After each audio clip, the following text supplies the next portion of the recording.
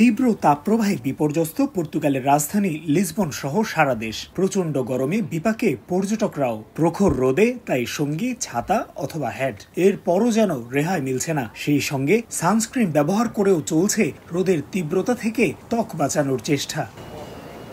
রৌদ্র এড়িয়ে ছায়া বেছে নিতে হচ্ছে পর্যটকদের। সেই সঙ্গে কিছুক্ষণ পরপর পানি পান করতেও দেখা যাচ্ছে। শীতল পানিতে গা ভেজাতে সৈকতে ভিড় করছেন অনেকে। টুকটুক চালক বা ট্যুর গাইড থেকে শুরু করে তীব্র তাপপ্রবাহের ভোগান্তিতে স্থানীয়রাও। প্রচুর পানি পান, ছাতা ব্যবহার বা হালকা কাপড় পরেও এই তাপপ্রবাহ থেকে বাঁচা যাচ্ছে না। সবাইকে বলবো রোদ এড়িয়ে ছায়ায় অবস্থান করুন।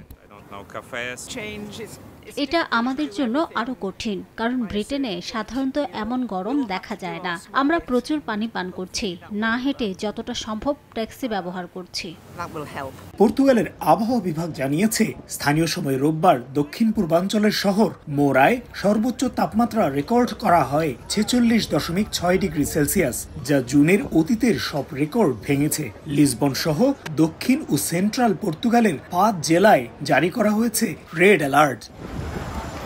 তারিকুল হাসান আশিক, সময় সংবাদ, লিসবন, পর্তুগাল।